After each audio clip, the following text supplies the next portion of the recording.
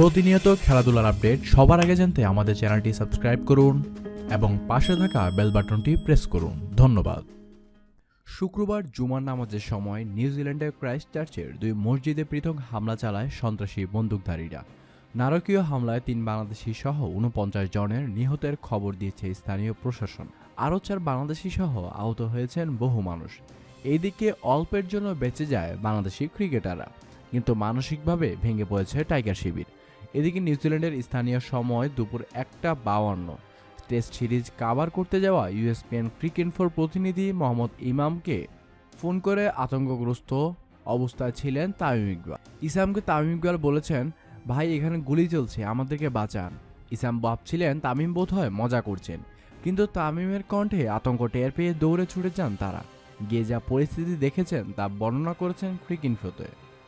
দুপুর ১টার দিকে Hagley ওভালে training করতে আসে বাংলাদেশ দল।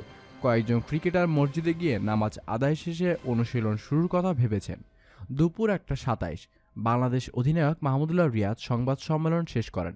তিনি মসজিদে যাওয়ার জন্য তাড়াহুড়োয় ছিলেন, কিন্তু তারপরও আরও ৯ মিনিট কথা বলেছেন। দুপুর ১:৩৫ team analyst Srinivas Chandrasekhar, support staff Mohammad Sohel, manager Khaled Masud, খেলোয়াড়দের সঙ্গে ছিলেন মোট ১৭ জন। দুপুর ১:৫২ তামিম ইকবালের ফোন পান ইসাম। তামিম বলেছিলেন, ভাই এখানে গুলি চলছে, আমাদের বাঁচান। ইসাম প্রথমে ভেবেছিলেন মজা করছেন তামিম, কিন্তু ঘটনার গুরুত্ব টের মিলে তামিমের পরের কথায়। এই সময় তিনি জানান, এখানে মসজিদে গুলি চলছে, পুলিশকে জানানো দরকার। তামিমের কথা শুনে দৌড়ে ছুটে যান তারা। এ সময় বেশ কিছু বাংলাদেশি গণমাধ্যমের প্রতিনিধিরা ছিলেন। এই সময় মসজিদের কাছাকাছি গিয়ে তারা দেখতে পান রক্তারক্তি কাণ্ড। রক্তাক্ত পোশাকে বেরিয়ে আসছেন কেউ কেউ, চিৎকারও করছেন। ততক্ষণে পুরো এলাকা ঘিরে ফেলেছে পুলিশ। চলে এসেছে অ্যাম্বুলেন্স, বন্ধ হয়ে গিয়েছে রাস্তা।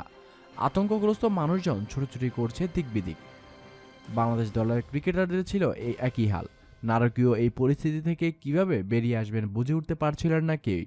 এরপর ১৫ মিনিট উদ্ভ্রান্তে পাগলার মতো হেঁটে মাঠের কাছে চলে এসেছে তারা। এই ১৫ মিনিট যেন ছিল ১৫ ঘন্টার চেয়ে ধীর। দুপুর ২:০৮ ক্রিকেটার, সাংবাদিক সবাই আশ্রয় নিয়েছে হ্যাগলি ওভালের ড্রেসিং রুমে। পরে এখান থেকে তাদের উদ্ধার করে নিরাপদে হোটেলে নিয়ে যাওয়া হয় নিউজিল্যান্ডের আইনশৃঙ্খলা বাহিনীর মাধ্যমে। ধন্যবাদ জানাচ্ছি আপনাকে এতক্ষণ সাথে থেকে খবরটি জানার জন্য। প্রতিনিয়ত খেলার আপডেট পেতে হলে চ্যানেলটি সাবস্ক্রাইব করুন এবং পাশে থাকা বেল বাটনটি প্রেস করুন।